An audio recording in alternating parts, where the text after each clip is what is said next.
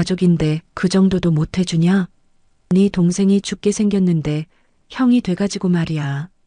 현관문이 부서져라 두드리며 시어머니가 내뱉은 첫마디였습니다. 우리가 힘들어 도와달라고 할 땐 소금까지 뿌리며 연끈 짜고 내쫓더니 이제 와서 가족 타령을 하는 꼴이 참 우스워 보였죠. 평생 아들 등골 빼먹고 더 뜯어낼 게 없으니 헌신짝처럼 버리더니 저는 남편 앞을 가로막고 그동안 가슴속에 꾹꾹 눌러 담아왔던 분노를 담아 차갑게 쏘아붙였습니다. 아줌마, 가족 같은 소리 하지 마세요. 영끈 차고 할 땐 언제고 무슨 염치로 가족을 들먹여요? 그 한마디로 시작된 썩은 동아줄을 잘라낸 그날의 통쾌한 참교육. 시댁을 풍비박산 내버린 사이다 결말. 지금 바로 시작합니다. 시작하기 전에 좋아요 버튼 꾹 눌러주세요. 여러분들 하루에 축복이 가득하길 기원합니다. 저는 딸만 셋인 집안의 막내로 태어나서 부모님의 사랑을 그야말로 독차지하며 자랐어요. 언니들과 터울이 많이 나다 보니 부모님 눈에는 제가 얼마나 예뻤겠어요. 뭐 하나 부족함 없이 구김살 없이 자란 덕분에 자존감 하나는 하늘을 찌를 듯 높았고 할 말은 꼭 해야 직성이 풀리는 똑부러지는 성격이었죠. 그런 제가 선택한 남자는 덩치는 산만하지만 우직함 그 자체인 사람이었어요. 연애할 때 남편은 정말이지 곰 같은 남자였습니다. 요령 피울 줄 모르고 그저 성실하게 일만 하는 모습이 듬직해 보였고 저런 남자라면 평생 나를 굶기지는 않겠구나 하는 확신이 들더라고요. 포크레인 기사로 일하면서 거친 현장 밥을 먹은 지 오래됐지만 심성은 비단결처럼 고와서 저한테 껌뻑 죽는 신용까지 하는 걸 보며 이 남자다 싶어 결혼을 결심했죠. 그런데 결혼 준비를 본격적으로 시작하면서 우리는 첫 번째 난관에 봉착하고 말았어요. 예식장 예약하고 신혼집 알아보려면 당연히 서로 모아둔 돈을 공개해야 하잖아요. 저는 직장 생활하며 알뜰살뜰 모은 돈과 부모님이 보태주신 결혼 자금을 합쳐서 꽤 넉넉하게 준비를 마친 상태였는데 남편이 쭈뼛거리며 내민 통장을 보고 저는 그 자리에서 얼음이 되고 말았어요. 빵원. 정말 문자 그대로 잔고가 바닥을 기고 있더라고요. 아니, 빵원이면 차라리 다행이지 마이너스 통장까지 쓰고 있는 걸 보고 기가 막혀서 말이 안 나왔어요. 남편 나이가 적은 것도 아니고 고등학교 졸업하자마자 현장에 뛰어들어 20년 가까이 일을 했는데 모은 돈이 한 푼도 없다니 이게 말이 되나요? 도박을 한 것도 아니고 술을 퍼마신 것도 아닌데 돈이 다 어디로 증발했나 싶어서 따져 물었더니 남편이 고개를 푹 숙이고는 기어들어가는 목소리로 말하더라고요. 그게 뭔가 빚 갚고 동생 학비 대느라 그랬어. 엄마가 힘들다고 하시는데 장남인 내가 모른 척 할 수가 없잖아. 알고 보니 제 남편 세상에 둘도 없는 효자였어요. 그것도 그냥 효자가 아니라 제 살 깎아 먹는지도 모르고 부모 형제한테 모든 걸 갖다 바치는 병적인 수준의 효자병 환자였던 거죠. 시아버님이 일찍 돌아가시고 홀어머니 밑에서 자랐다는 건 알고 있었지만 그 속사정이 이렇게까지 처참할 줄은 꿈에도 몰랐거든요. 사연을 들어보니 기가 차더라고요. 남편이 고등학생 때 아버님이 돌아가시자마자 시어머니는 아직 교복도 벗지 않은 아들을 붙잡고 눈물을 쥐어짜며 말씀하셨대요. 이제 네가 이 집안의 가장이니 무너져가는 집안을 네가 일으켜 세워야 한다고요. 어린 남편은 그 말 한마디에 덜컥 겁을 먹고 동시에 무거운 책임감을 떠안게 된 거죠.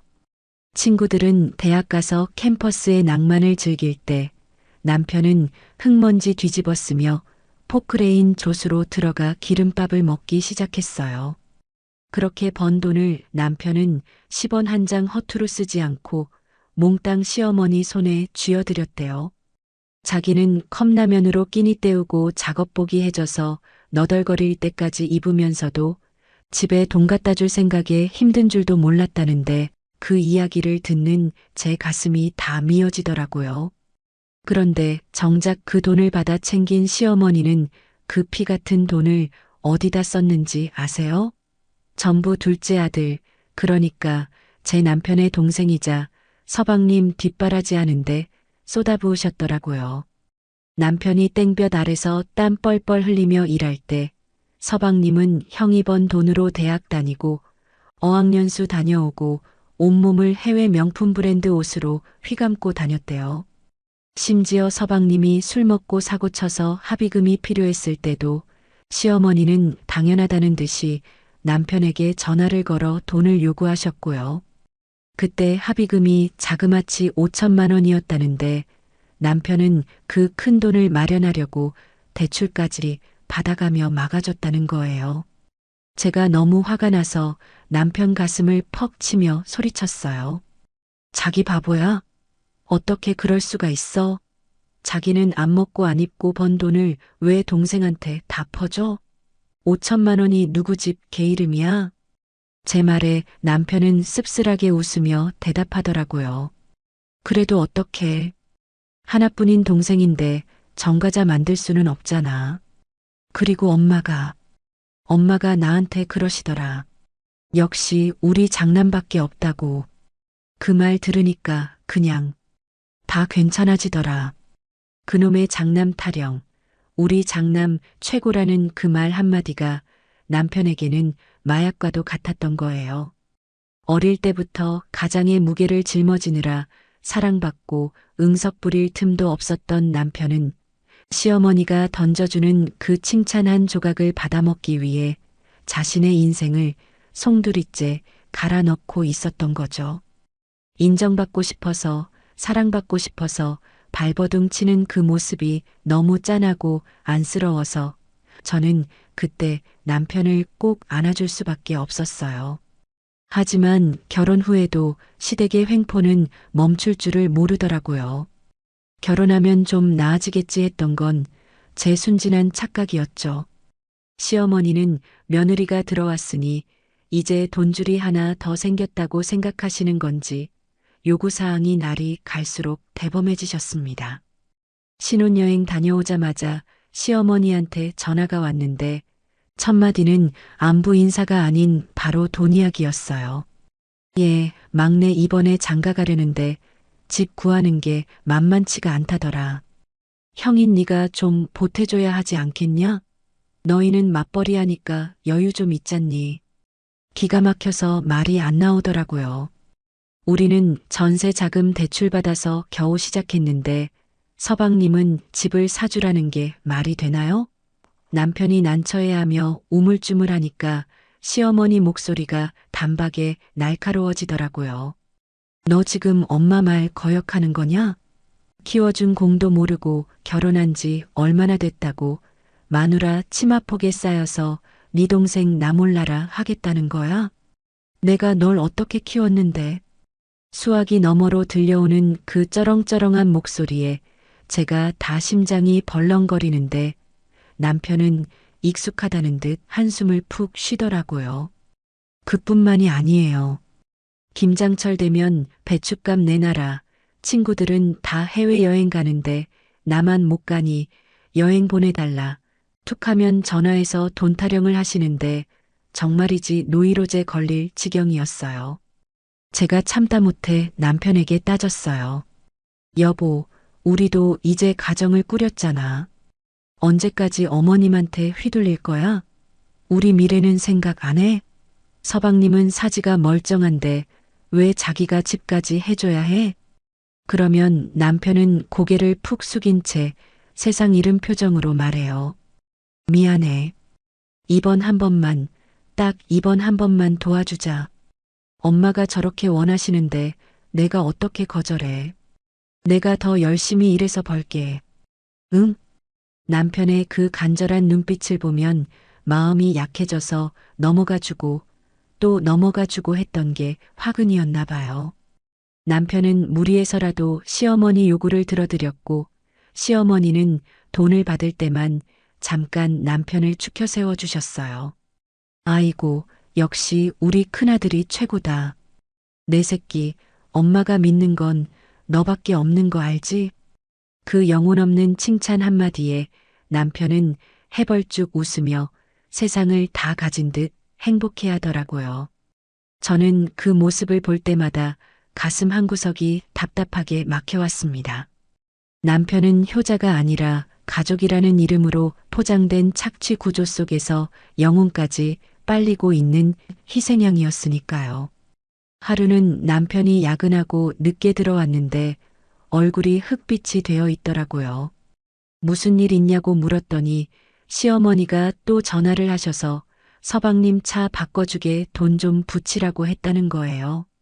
남편이 이번 달은 생활비도 빠듯해서 힘들다고 했더니 시어머니가 대뜸 네 마누라 눈치 보느라 가족은 뒷전이냐? 며 소리를 지르고 전화를 끊으셨대요.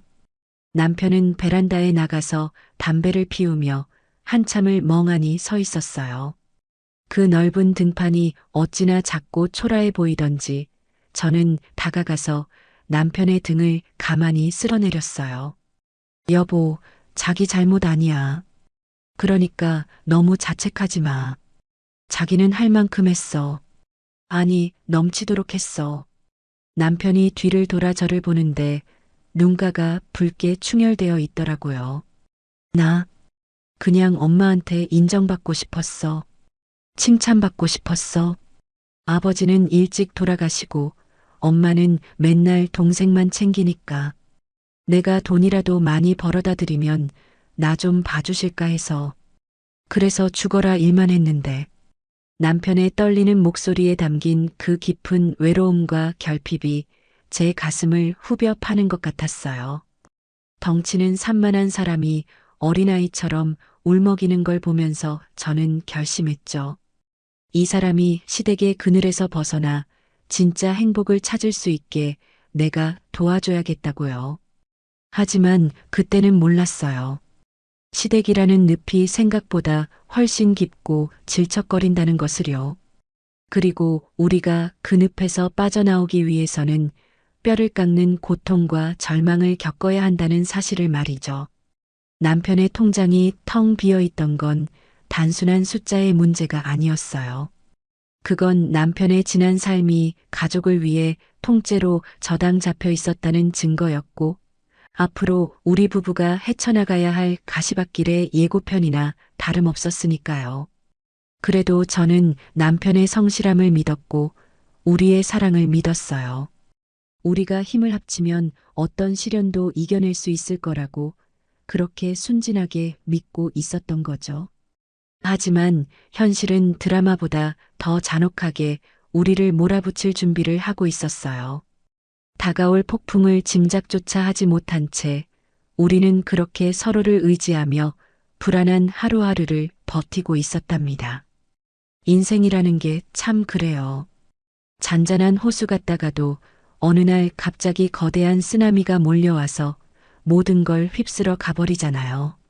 저희 부부에게 그 쓰나미는 정확히 3년 전 차가운 바람이 불기 시작하던 늦가을에 찾아왔어요. 그때를 떠올리면 지금도 가슴 한구석이 서늘해지고 손끝이 떨려오는데요. 그날 우리가 겪었던 그 모멸감과 배신감은 평생 지워지지 않을 상처로 남았거든요. 3년 전 건설 경기가 꽁꽁 얼어붙으면서 남편의 일감이 거짓말처럼 뚝 끊겼어요. 원래 겨울철이 비수기라고는 하지만 그 해에는 정말 심각했죠. 남편이 아침 일찍 인력사무소에 나가도 허탕치고 돌아오는 날이 부지기수였고 포크레인은 주차장에 덩그러니 서서 먼지만 뒤집어 쓰고 있었어요. 문제는 매달 꼬박꼬박 나가야 하는 포크레인 할부금과 생활비였습니다. 수입은 제로인데 지출은 그대로니까 통장 잔고가 바닥나는 건 순식간이더라고요. 처음에는 제가 모아둔 비상금으로 어떻게든 막아봤는데 그것도 한두 달이지 밑 빠진 독에 물붓기였어요. 급기야 카드 대금 연체 문자가 날아오고 대출 이자 독촉 전화가 빗발치기 시작하는데 정말 피가 마르는 기분이었어요. 남편은 자존심 다 버리고 뭐라도 해야겠다며 일용직 막노동이라도 알아보러 다녔지만 당장 발등에 떨어진 급한 불인 1,000만 원을 메우기에는 턱없이 부족했죠. 1,000만 원. 누구에게는 껌값일지 몰라도 당장 우리에게는 목숨줄이나 다름없는 큰돈이었습니다. 당장 다음 달 할부금을 못 내면 생계수단인 포크레인이 압류될 위기였으니까요. 밤새 끙끙 앓던 남편이 퀭한 눈으로 저를 보며 조심스럽게 말을 꺼내더라고요. 여보, 우리 엄마한테 한번 부탁해보자. 내가 그동안 해드린 게 얼만데 1,000만 원 정도는 빌려주시지 않겠어? 그냥 달라는 것도 아니고 이자 쳐서 갚겠다고 하면. 저는 솔직히 내키지 않았어요. 시어머니가 돈 앞에서는 피도 눈물도 없는 분이라는 걸 뻔히 아는데 과연 도와주실까 싶었거든요. 하지만 지푸라기라도 잡고 싶은 심정이었던 남편의 그 절박한 눈빛을 외면할 수가 없었어요. 그래, 설마 아들이 죽게 생겼는데 모른 척 하시겠어? 하는 일말의 기대를 안고 우리는 무거운 발걸음으로 시댁으로 향했습니다. 시댁 대문을 들어서는데 분위기가 싸하더라고요. 거실 소파에는 시어머니가 다리를 꼬고 앉아 TV를 보고 계셨고 그 옆에는 서방님과 동서가 깐족거리는 표정으로 과일을 먹고 있었습니다. 우리가 들어갔는데도 본체만체 하시길래 남편이 먼저 무릎을 꿇고 앉았어요. 저도 얼떨결에 남편 옆에 무릎을 꿇었죠. 엄마, 드릴 말씀이 있어요. 이번에 경기가 너무 안 좋아서 기계 할부금이 밀렸어요. 당장 1,000만 원만 융통해 주시면 제가 이자까지 쳐서 꼭 갚을게요. 제발 좀 도와주세요. 남편이 고개를 푹 숙이고 사정하는데 제 가슴이 찢어지는 것 같았어요. 평생을 가족 위해 헌신한 장남이 고작 돈 1,000만 원 때문에 어머니 앞에서 죄인처럼 빌어야 한다니 이게 말이 되나요? 그런데 시어머니 반응이 가관이었어요. TV 채널을 돌리며 콧방귀를 흥기시더니 싸늘한 눈빛으로 남편을 쏘아보시더라고요. 뭐? 1,000만 원? 야, 너 지금 제정신이냐?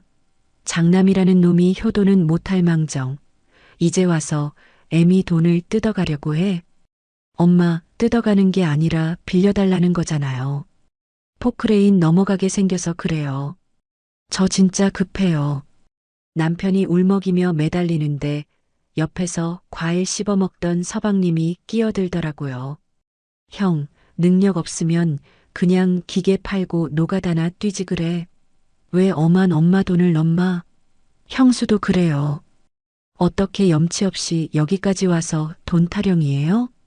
순간 제 귀를 의심했어요. 아니, 저 인간이 지금 뭐라고 짓거리는 거야? 형이지 대학 등록금 대주고 합의금까지 물어줬는데 은혜는 못 갚을 망정 비아냥거리는 꼴이라니. 남편도 참다 못해 벌떡 일어나서 소리쳤어요. 너 말 다 했냐? 내가 네 뒷바라지 하느라 쓴 돈이 얼만데. 네가 사고 쳤을 때 합의금 5,000만 원. 그거 누가 해줬어? 내가 해줬잖아. 근데 형이 힘들다는데 그따위로 말을 해? 남편이 핏대를 세우며 대드니까 시어머니가 벌떡 일어나더니 다짜고짜 남편의 뺨을 짝 하고 올려붙이시는 거예요. 순식간에 벌어진 일이라 저도 남편도 멍하니 시어머니를 쳐다봤어요. 뺨을 맞은 남편의 얼굴이 붉게 달아오르는데 시어머니는 분이 안 풀리셨는지 삿대질까지 하며 악을 쓰시더라고요.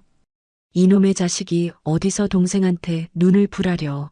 네가 좋아서 해줘 놓고 이제 와서 본전 생각나냐? 돈 맡겨놨어? 내가 너 키우느라 등골 빠진 건 생각 안 하고 고작 동생 도와준 거 가지고 유세야? 엄마, 어떻게 그렇게 말씀하세요? 제가 엄마랑 동생 위해서 어떻게 살았는데. 시끄러워. 먹고 죽을래도 없다. 너희 줄 돈 10원 한 장 없으니까 당장 나가. 꼴도 보기 싫으니까.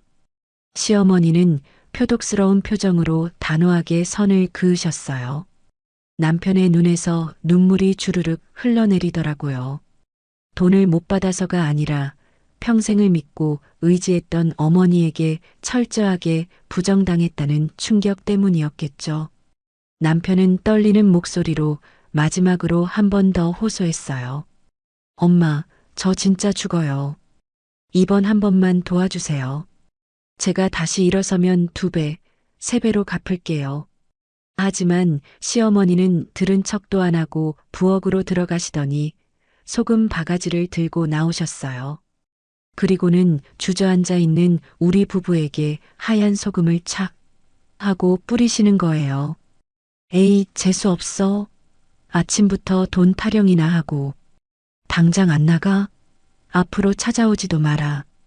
이참에 연 끊자. 너 같은 무능력한 놈. 내 아들 아니니까 썩 꺼져.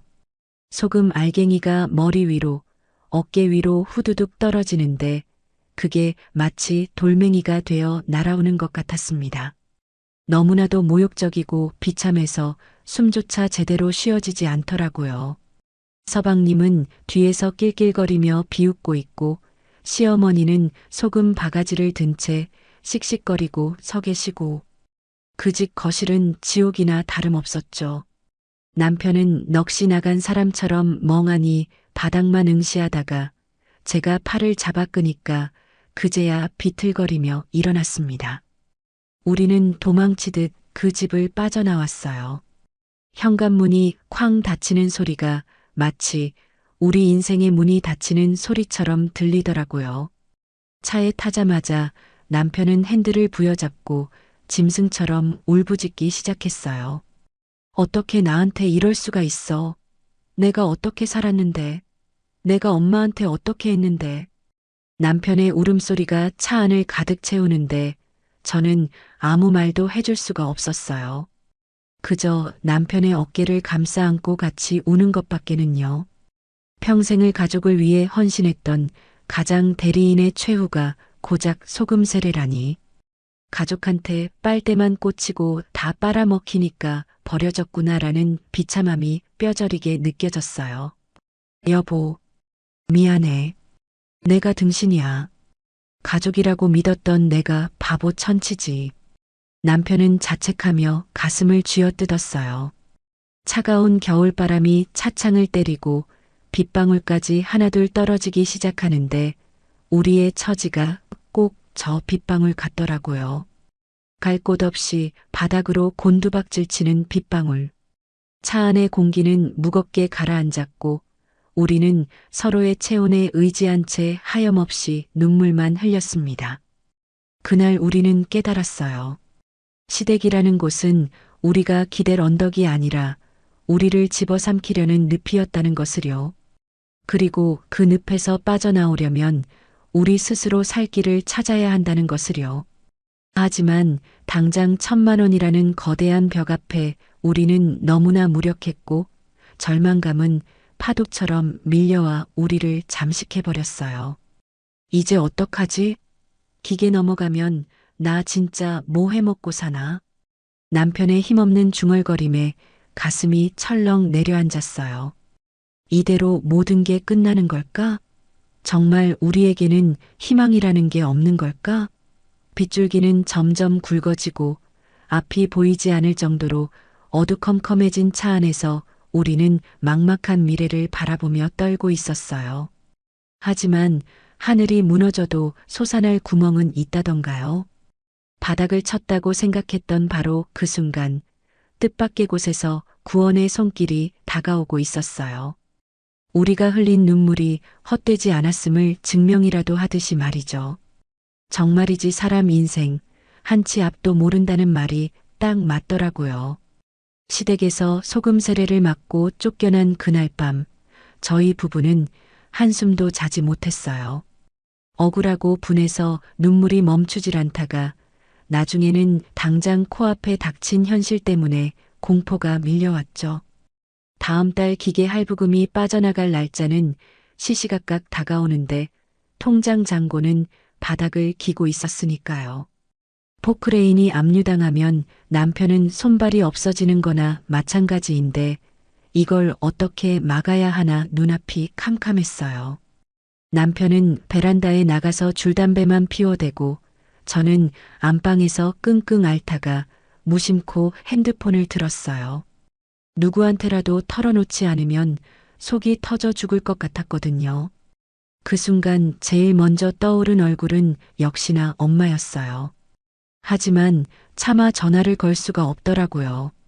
시집가서 잘 살겠다고 큰 소리치고 나왔는데 돈 때문에 힘들다고 손이나 벌리는 못난 딸이 되고 싶진 않았으니까요. 망설이다가 그냥 목소리나 듣자 싶어서 전화를 걸었어요. 여보세요? 우리 막내딸 웬일이야? 밥은 먹었어? 수화기 너머로 들려오는 엄마의 다정한 목소리를 듣자마자 참았던 울음이 왈칵 터져버리고 말았어요. 아무 말도 못하고 끄끄대며 우니까 엄마가 대번에 눈치를 채시더라고요. 김서방이랑 싸웠어? 아니면 어디 아파? 왜 그래? 응? 말해봐. 엄마의 걱정스러운 목소리에 저는 무장해제가 되어버렸어요. 시댁에서 당한 수모, 꽉 막힌 돈줄, 압류 위기. 그동안 꾹꾹 눌러왔던 설움을 복물 터지듯 다 쏟아내버렸죠. 이야기를 다 들은 엄마는 한참 동안 말이 없으시다가 딱 한마디 하셨어요. 알았다. 지금 바로 갈 테니까 꼼짝 말고 있어. 그리고 2시간도 채 지나지 않아서 친정 부모님이 우리 집 초인종을 누르셨어요.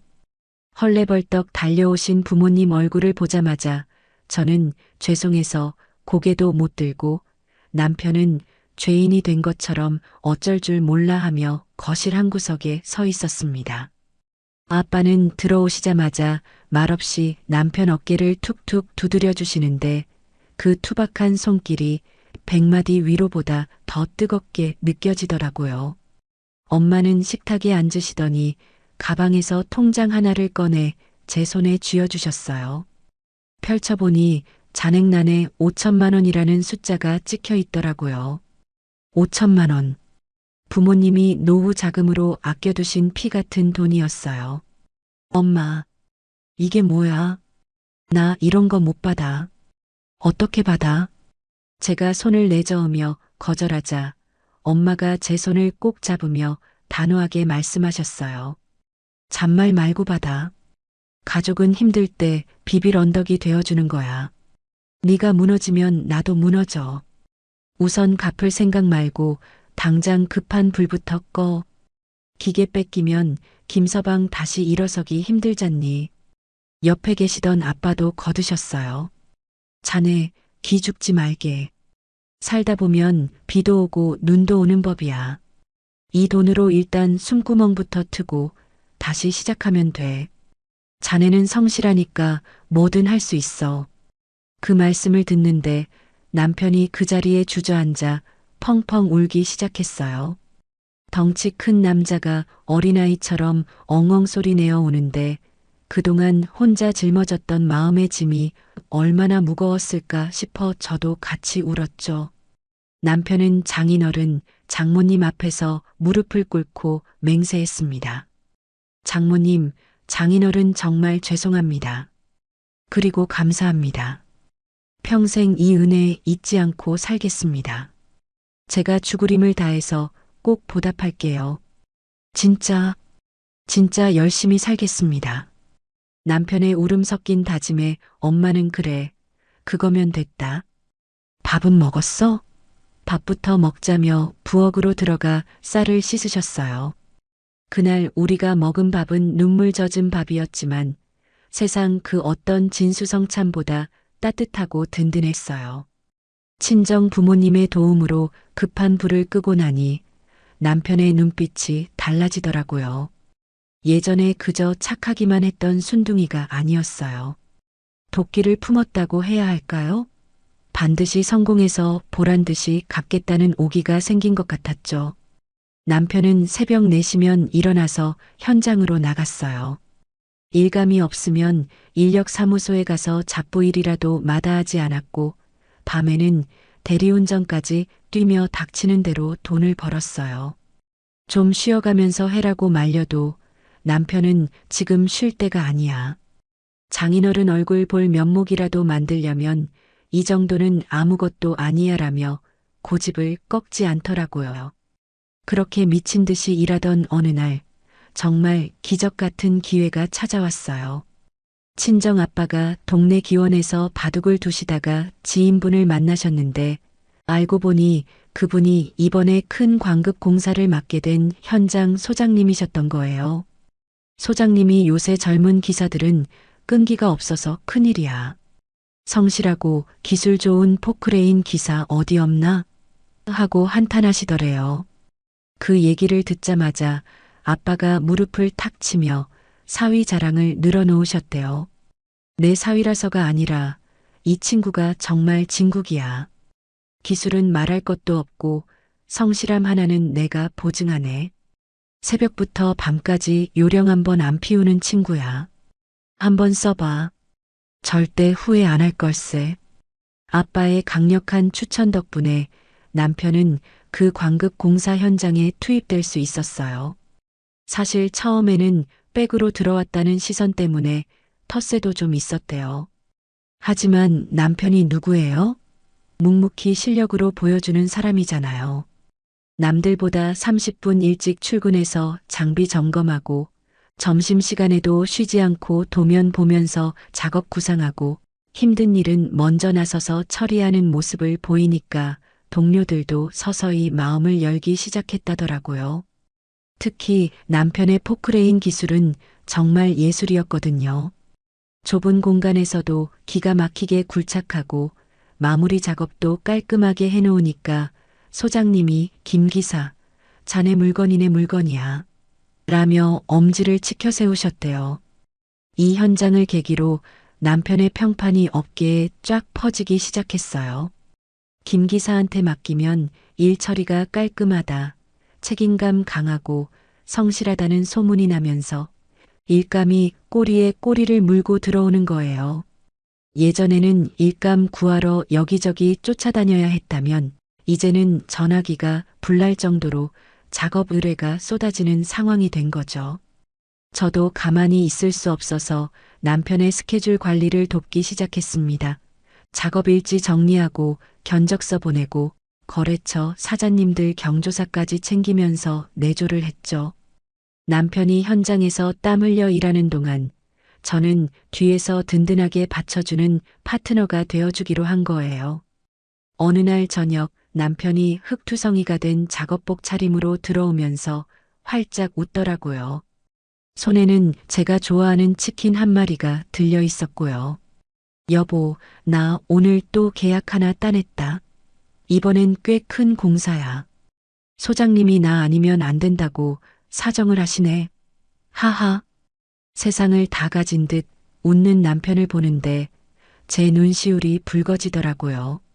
시댁에서 쫓겨나 차 안에서 울던 그 찌질하고 초라했던 남자는 온데간데 없고 이제는 자신감 넘치는 가장이 눈앞에 서 있었으니까요. 고생했어. 정말 고생했어. 우리 남편 최고다. 제가 엄지척을 해주니까 남편이 쑥스러워하며 머리를 극적였어요. 이게 다 당신이랑 장인어른, 장모님 덕분이야. 그때 도와주지 않으셨으면 나 어떻게 됐을지 몰라. 나 진짜 열심히 해서 꼭 보답할 거야. 당신 호강시켜줄게. 우리는 그날 밤 치킨을 뜯으며 미래에 대한 희망을 이야기했어요.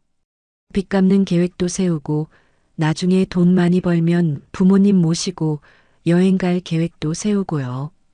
비록 몸은 피곤했지만 마음만은 구름 위를 걷는 것처럼 가볍고 행복했어요. 친정 부모님이 내어주신 5천만 원은 단순한 돈이 아니었어요. 그건 우리 부부에게 다시 일어설 수 있다는 믿음이었고 세상을 살아갈 용기였으며 사랑이라는 이름의 가장 강력한 연료였던 셈이죠. 그 사랑을 연료 삼아 엔진을 다시 켠 우리 부부는 이제 멈추지 않고 앞으로 더 앞으로 질주하기 시작했습니다. 시댁이 우리에게 준 건 절망과 상처뿐이었지만 친정이 준 건 희망과 재기의 발판이었어요. 이제 우리는 보란 듯이 성공해서 증명해 보일 거예요. 핏줄이라는 이유만으로 착취당하던 과거의 굴레를 벗어던지고 진짜 가족의 사랑이 뭔지, 성실하게 사는 사람이 어떤 보상을 받는지 세상에 보여줄 거라고요. 인생에 정말 볕들 날이 오긴 오더라고요. 친정 부모님의 도움으로 기사회생한 지 딱 1년이 지났을 때였어요. 남편은 더 이상 남의 현장을 전전하는 일용직 기사가 아니었어요. 일이 얼마나 물밀듯이 들어오는지 혼자서는 감당이 안 돼서 아예 정식으로 중장비 사무소를 차리게 되었거든요. 간판 달던 날 남편이 사다리 위에서 내려와 땀을 닦으며 저를 보는데 그 눈빛이 얼마나 벅차 보이던지 저도 덩달아 코끝이 찡해지더라고요. 여보, 나 이제 진짜 사장님 소리 듣는 거야? 남편의 들뜬 목소리에 저는 짐짓 엄한 표정을 지으며 대답했죠. 사장님은 무슨 일복 터진 머슴이지. 이제 시작이야, 김 사장님. 정신 바짝 차려.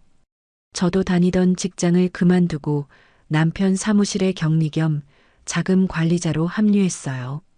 남편은 현장을 누비고 저는 사무실에서 돈줄을 꽉 잡고 있으니 그야말로 환상의 복식조가 따로 없었죠.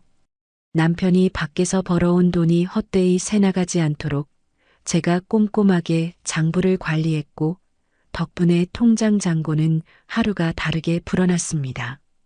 그리고 대망의 1주년이 되던 날 우리는 친정으로 달려갔어요. 손에는 두툼한 봉투를 들고요. 엄마, 아빠, 이거 받으세요. 제가 5천만 원이 든 봉투를 내밀자 엄마는 깜짝 놀라시며 손을 내저으셨어요. 이게 뭐냐? 벌써 다 모은 거야? 아니, 너희 사업하느라 돈 들어갈 때도 많을 텐데 천천히 주지 왜 벌써? 아니에요, 장모님. 이건 제 자존심이고 약속입니다. 그리고 이건 이자예요. 남편이 비행기 티켓 봉투를 쑥 내밀었어요. 다낭으로 가는 3박 4일 효도 여행 티켓이었죠. 아빠가 눈을 동그랗게 뜨시더니 허허 웃으시더라고요. 이자라니? 이 사람이 참 우린 괜찮은데. 아버님, 저 진짜 성공하고 싶었어요. 아버님 덕분에 다시 일어섰는데 이 정도는 해드려야 제 마음이 편합니다. 제발 받아주세요. 남편이 거의 울먹이듯 사정하자 두 분은 못 이기는 척 티켓을 받으셨어요. 여행 내내 부모님은 어린아이처럼 좋아하셨어요. 에메랄드빛 바다 앞에서 사진도 찍고 맛있는 해산물도 실컷 드시면서요. 엄마가 제 손을 잡고 속삭이시더라고요. 예, 너희가 이렇게 잘 사는 거 보니까 엄마는 밥 안 먹어도 배가 부르다. 자식이 잘 사는 게 최고의 효도야. 고맙다, 우리 딸. 아빠는 호텔 로비에서 만난 한국 관광객들한테 틈만 나면 사위 자랑을 늘어놓으셨어요. 아, 우리 사위가 이번에 사업을 크게 시작했는데 아주 수완이 좋아. 성실하고 어른 공경할 줄 알고 이런 사위가 어디 있어? 내 복이지, 복이야. 남편은 그 소리를 들을 때마다 귀까지 빨개지면서도 입꼬리가 귀에 걸려 내려올 줄을 모르더라고요. 평생 돈 내놔라, 장남 노릇해라는 소리만 듣다가 우리 사위 최고다, 고맙다는 말을 들으니 얼마나 행복했겠어요. 남편이 밤바다를 보며 맥주 한 캔을 따더니 저에게 그러더라고요. 여보, 나 태어나서 처음으로 인정이라는 걸 받아보는 것 같아. 엄마한테 그렇게 듣고 싶었던 말을 장인어른한테 들으니까 가슴이 꽉 차오르는 기분이야. 나 진짜 더 열심히 살 거야. 그렇게 우리는 행복의 정점을 찍고 있었는데 들려오는 시댁 소식은 정반대였어요. 건너 들으니 시어머니가 서방님한테 올인해서 대형 프랜차이즈 식당을 차려줬다는 거예요. 그것도 요즘 핫하다는 마라탕 집을 번화가 목 좋은 곳에 떡하니 오픈했다나요? 남편이 결혼 전부터 갖다 바친 돈들이 고스란히 서방님 창업 자금으로 들어갔던 거예요. 남편이 피땀 흘려 번 돈이 자기를 무시하고 비웃던 동생의 가게 간판이 되어버린 셈이죠. 제가 열불이 나서 펄펄 뛰었어요. 자기야, 들었어? 아니, 큰아들한테는 1,000만 원도 안 주면서 막내는 사장님 만들어주는 게 말이 돼? 억울하지도 않아? 남편은 씁쓸한 표정으로 한숨을 내쉬더니 담담하게 말하더라고요. 됐어. 어차피 내 손 떠난 돈이야. 수업료 비싸게 냈다고 치지 뭐. 그 돈으로 동생이 정신 차리고 잘 살면 다행이고 아니면 뭐 어쩌겠어. 남편은 이미 마음 정리가 끝난 듯 쿨하게 털어버리더라고요. 오히려 악에 받쳐 씩씩거리는 저를 달래주기까지 했어요. 한편 동선의 SNS를 보니 가관이더라고요. 오픈 초기라 그런지 손님이 좀 들끓었나 봐요. 명품 가방 사진에 외제차 핸들 사진을 올리면서 사장님 사모님 소리 들으니 역시 좋다. 남편이 능력 있으니 나도 덩달아 귀부인 대접받네라며 허세를 잔뜩 부려놨더라고요. 댓글에는 시어머니가 역시 우리 막둥이가 사업수완이 있어. 내가 며느리 복도 있지라며 맞장구를 치고 있었고요. 그 꼴을 보니 속이 뒤집히는 것 같았지만 우리는 우리 갈 길을 가기로 했어요. 남편의 성실함은 배신하지 않았으니까요. 지역 내에서 꽤 큰 규모의 철거 공사 입찰이 떴는데 남편이 그동안 쌓아온 신뢰와 실적 덕분에 쟁쟁한 경쟁자들을 제치고 당당히 수주에 성공한 거예요. 여보, 해냈어. 우리 회사 이름으로 들어가는 첫 대형 공사야. 남편이 계약서를 흔들며 들어오는데 우리는 서로 끌어안고 방방 뛰었어요. 그 계약금으로 우리는 더 넓은 평수의 아파트로 이사를 했고 남편은 제 명의로 된 새 차까지 뽑아줬어요. 그동안 낡은 차 타고 다니느라 고생했어. 당신 덕분에 내가 여기까지 온 거야. 이 차 타고 좋은 곳 많이 다니자. 반짝반짝 빛나는 새 차 키를 제 손에 쥐어주는데 눈물이 핑 돌더라고요. 남편은 이제 시작이야. 내가 당신 손에 물 한 방울 안 묻히게 해줄게라며 듬직하게 웃었어요. 정말 인생에서 가장 행복하고 보람찬 시기였죠. 그런데 세상에 공짜는 없고 뿌린 대로 거둔다는 말이 딱 맞나 봐요. 잘 나가던 동선의 식당에 먹구름이 끼기 시작했다는 소문이 들려왔어요. 처음에는 오픈빨로 반짝 손님이 몰렸지만 주인이 가게 관리를 안 하니 금세 문제가 터진 거죠. 위생 문제로 구청에 신고가 들어갔다는 얘기도 있고 맛이 변했다며 인터넷 커뮤니티에 악플이 달리기 시작했대요. 알고 보니 동선은 카운터만 지키면서 직원들한테 갑질이나 해대고 서방님은 친구들 불러서 술판이나 벌였다는 거예요. 식재료 관리는 뒷전이고 겉멋만 들어서 사장놀이에 빠져 있으니 가게가 온전할 리가 있나요? 사모님 동서분 식당 팔이 날린대요. 알바생 월급도 밀렸다던데요. 거래처 사장님 와이프한테서 들은 얘긴데 상황이 꽤 심각해 보였어요.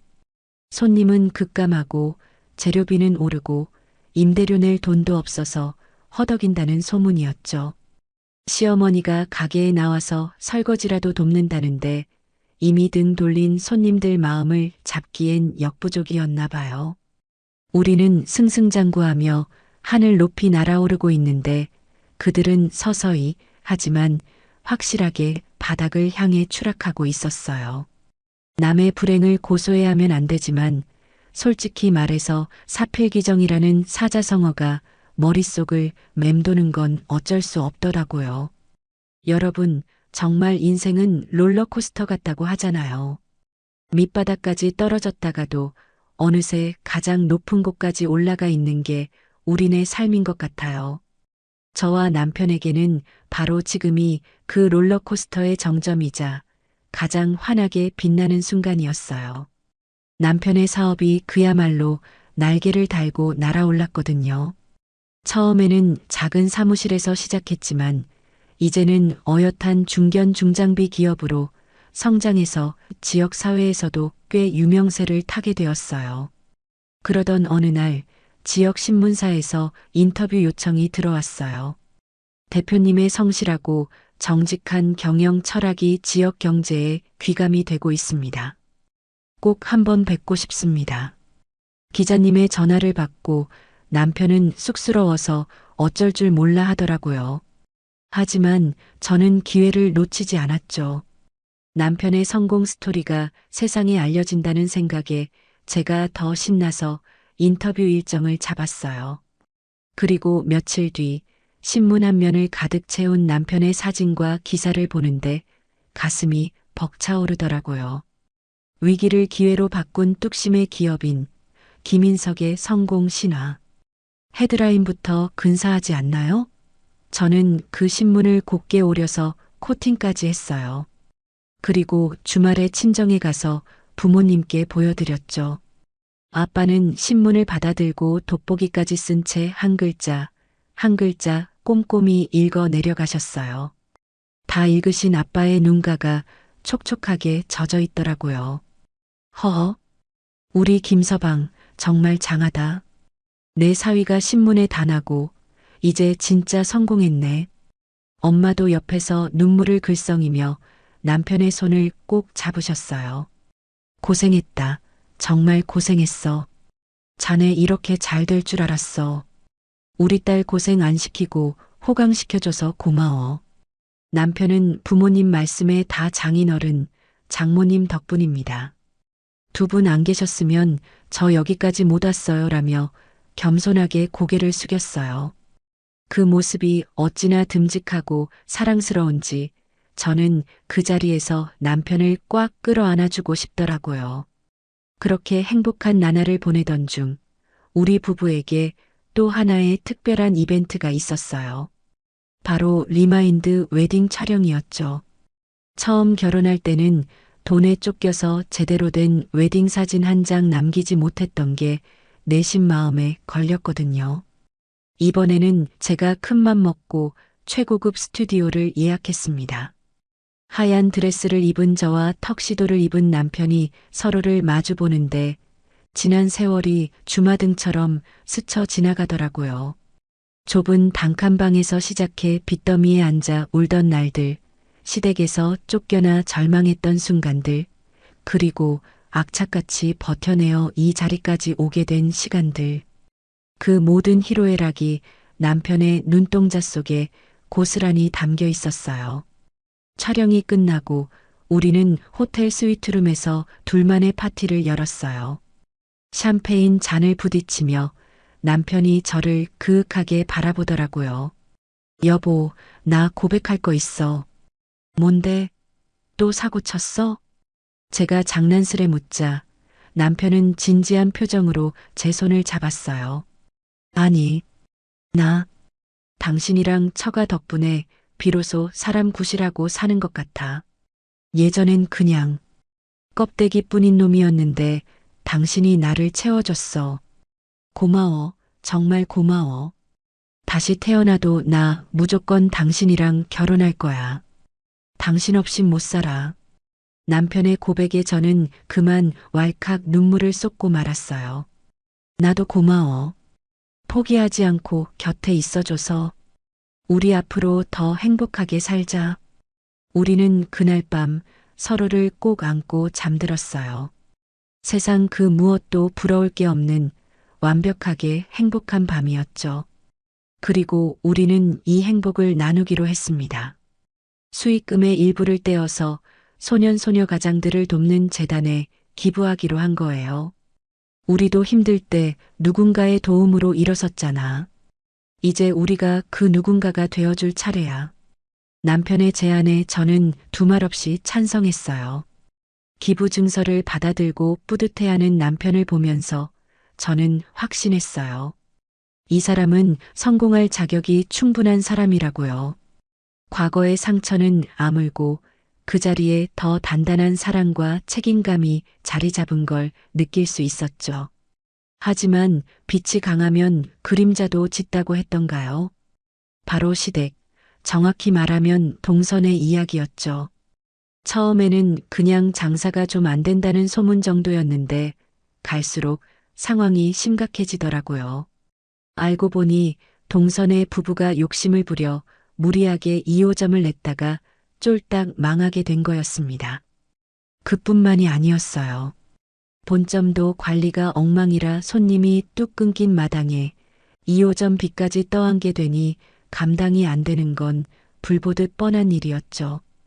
게다가 동선은 가게 일은 뒷전이고 스트레스 푼답시고 쇼핑 중독에 빠져서 백화점을 제 집 드나들 듯 했대요. 카드값은 연체되고 빚 독촉장은 쌓여가는데도 정신 못 차리고 명품 가방 사들이는데 혈안이 되어 있었다나 봐요. 급기야 시어머니가 나섰어요. 평생 모은 돈을 다 털어놓고도 모자라서 살고 계신 집까지 담보로 대출을 받아 막아주셨다는 거예요. 내 새끼 죽는 꼴 못 본다며 밑 빠진 독에 물 붓기를 자처하신 거죠. 하지만 빚이라는 게 어디 가나요? 둑이 터지듯 불어나는 이자를 감당하기엔 역부족이었어요. 결국 동선의 식당은 폐업 신고를 했고 시어머니 집까지 경매로 넘어갈 위기에 처했다는 소식이 들려왔습니다. 동네 사람들 입방아에 오르내리는 건 물론이고 빚쟁이들이 시도 때도 없이 찾아와 행패를 부린다는 흉흉한 소문까지 돌더라고요. 아이고, 그 집 며느리는 도망갔다던데? 아들은 술독에 빠져 살고 노인네 혼자 빚쟁이들 상대하느라 골병 들었대.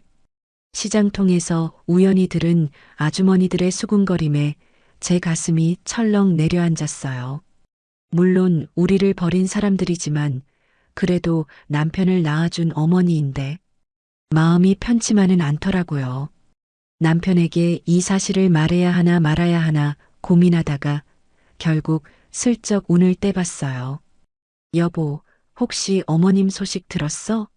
동선의 가게 망하고 집까지 넘어가게 생겼다던데. 남편은 하던 일을 멈추고 잠시 생각에 잠기는 듯 하더니 이내 덤덤한 표정으로 대답했어요. 그래, 뭐 자업자득이지. 우리가 신경 쓸 일 아니야.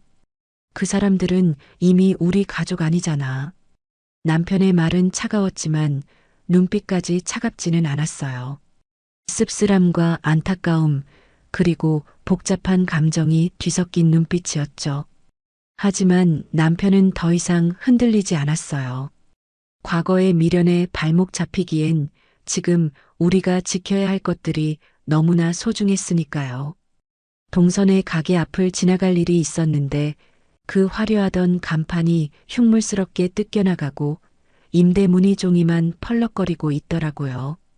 유리창 너머로 보이는 내부는 집기들이 어지럽게 널브러져 있어서 마치 전쟁터 같았습니다. 그 폐허를 보면서 저는 씁쓸한 기분을 지울 수가 없었어요. 남편 돈 뺏어가서 차린 가게가 이렇게 허무하게 무너지는 꼴이라니. 들리는 소문으로는 동서는 빚쟁이들 피해서 친정으로 도망갔고 서방님은 술에 절어 살면서 매일같이 시어머니한테 돈 내놓으라고 행패를 부린대요. 시어머니는 그런 아들 말리느라 온몸에 멍이 들 지경이고 밤마다 빚쟁이들이 대문 두드리는 소리에 잠도 못 주무신다고 하더라고요. 쯧쯧, 늙어서 무슨 꼴이야. 큰아들 내쫓을 땐 기세등등하더니 결국 저렇게 될 줄 알았다니까. 동네 슈퍼 아줌마가 혀를 차며 하는 말을 들으니 참 사람 인생 허무하다는 생각이 들었어요. 뿌린 대로 거둔다는 말이 괜히 있는 게 아니구나 싶었죠. 남편을 헌신짝처럼 버리고 막내 아들만 싸고 돌던 시어머니의 말로가 이렇게 비참할 줄이야. 하지만 우리는 그런 시댁의 불행에 일일이 반응할 시간이 없었어요. 우리에게는 지켜야 할 직원들이 있고 책임져야 할 현장이 있고 무엇보다 소중한 우리 가족의 미래가 있으니까요. 남편은 더욱더 일에 매진했어요. 내가 흔들리면 안 돼. 나는 이제 혼자가 아니니까라며 마음을 다잡는 남편을 보며 저도 힘을 냈죠. 우리는 승승장구하며 하늘을 날고 있었지만 그들은 탐욕의 무게를 이기지 못하고 바닥으로 추락하고 있었어요. 이 극명한 대비가 보여주는 진실은 명확했죠. 성실함은 배신하지 않지만 욕심은 반드시 파멸을 부른다는 것. 호사다마라고 했던가요? 좋은 일에는 꼭 막아 낀다는 옛말이 하나도 틀린 게 없더라고요. 남편의 사업이 그야말로 파죽지세로 성장하면서 우리는 눈코 뜰 새 없이 바쁜 나날을 보내고 있었습니다. 밀려드는 공사 의뢰를 소화하느라 남편은 몸이 10개라도 모자랄 지경이었죠. 이러다 우리 김 대표님 쓰러지겠어. 좀 쉬면서 해라고 제가 몇 번이나 말렸지만 남편은 물 들어올 때 노저어야지. 그리고 나 믿고 일 맡겨준 사람들인데 대충 할 수 없잖아라며 고집을 피웠어요. 그놈의 성실함이 최고의 무기이자 때로는 사람을 불안하게 만드는 시한폭탄 같았죠. 그러던 어느 날 오후였어요. 사무실에서 세금 계산서를 발행하고 있는데 갑자기 제 핸드폰이 미친 듯이 울려대는 거예요. 발신자는 남편과 함께 현장에 나간 김 반장님이었어요. 평소에 근무 시간에는 절대 전화를 안 하시는 분이라 순간적으로 등골이 서늘해지더라고요. 여보세요? 반장님, 무슨 일이세요? 사모님, 큰일 났습니다. 대표님이 현장에서 사고를 당하셨어요. 그 말을 듣는 순간 심장이 쿵하고 발밑으로 떨어지는 것 같았어요. 머릿속이 하얘지면서 아무 생각도 안 나고 손이 덜덜 떨리더라고요. 네, 사고라니요? 많이 다쳤나요?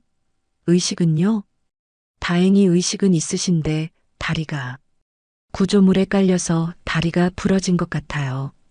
지금 구급차 타고 병원으로 가고 있습니다. 빨리 오셔야 할 것 같습니다. 저는 전화를 끊자마자 가방을 챙겨 들고 병원으로 달렸어요. 운전대를 잡은 손이 어찌나 떨리던지 신호 대기 중에 몇 번이나 심호흡을 해야 했는지 몰라요. 응급실 앞에 도착해서 문을 박차고 들어가니 침대에 누워있는 남편의 모습이 보였어요. 작업복은 흙투성이에 찢겨 있었고 오른쪽 다리에는 붕대를 칭칭 감고 고통스러워하고 있더라고요. 여보, 어떻게 된 거야? 괜찮아? 나 알아보겠어? 제가 울먹이며 달려가니까 남편이 식은땀을 흘리면서도 애써 웃어 보이더라고요. 놀랐지. 미안해. 별거 아니야. 그냥 좀 미끄러졌어. 의사 선생님 말씀으로는 오른쪽 종아리뼈가 골절되어서 수술하고 최소 8주는 꼼꼼히 입원 치료를 받아야 한다고 하더라고요. 생명에 지장이 없다는 말에 안도감이 들었지만 곧이어 쓰나미처럼 거대한 불안감이 엄습해 왔어요. 병실에 누워 꼼짝 못하는 남편을 보니 3년 전 우리가 겪었던 그 지옥 같은 시간들이 플래시백처럼 스쳐 지나가는 거예요. 일감이 끊기면 어쩌지? 이제 막 자리 잡기 시작했는데 남편이 없으면 현장은 누가 돌보나? 거래처들이 계약 취소하자고 하면? 직원들 월급은? 마치 돈 1,000만 원 때문에 벌벌 떨던 그 시절로 돌아간 것 같은 공포가 저를 집어삼키려 했어요. 다시 무너지면 어쩌나, 다시 그 비참한 바닥으로 굴러떨어지면 어쩌나 하는 생각에 숨이 턱턱 막히더라고요. 남편도 제 표정을 읽었는지 아픈 와중에도 제 손을 잡으며 미안해했어요. 여보, 미안해. 내가 조심했어야 했는데. 당장 내일 들어갈 현장이 2군데나 있는데 어떡하지? 그때였어요. 병실 문이 드르륵 열리더니 익숙한 목소리가 들려왔어요. 어휴, 김서방. 이게 무슨 날벼락이야. 친정 엄마와 아빠가 양손 가득 짐을 들고 달려오신 거예요. 엄마는 들어오시자마자 보온병 뚜껑을 여시는데 구수한 사골국 냄새가 병실 가득 퍼지더라고요. 엄마, 어떻게 알고 왔어? 김 반장이 전화했더라. 너 놀라서 경황 없을 것 같다고. 아이고, 다리 좀 봐. 세상에 얼마나 아팠을꼬. 엄마는 남편의 깁스한 다리를 보며 눈물을 글썽이셨고 아빠는 굳은 표정으로 남편의 어깨를 토닥여 주셨어요. 자네 너무 걱정 말게. 크게 안 다친 게 천만다행이야. 액땜했다 생각하고 이참에 푹 쉬어. 일 생각은 하지 말고. 장인어른, 죄송합니다. 제가 면목이 없습니다. 남편이 울먹이자 엄마가 뜨끈한 사골국을 그릇에 담아 건네주며 말씀하셨어요.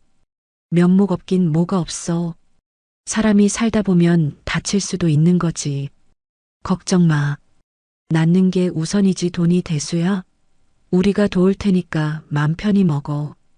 그 따뜻한 한마디에 제 마음속에 웅크리고 있던 불안감이 눈 녹듯 사라지는 것 같았어요.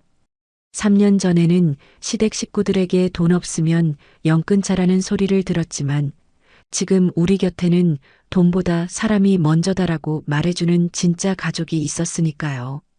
하지만 감동은 여기서 끝이 아니었습니다.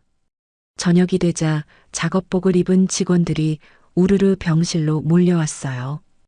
김 반장님을 비롯해 현장 직원들 모두가 퇴근하자마자 달려온 거예요. 사장님, 몸은 좀 어떠십니까? 아니, 다들 피곤할 텐데 여길 왜 왔어? 내일 일 나가려면 쉬어야지. 남편이 미안해하자 김 반장님이 씩씩하게 말씀하시더라고요.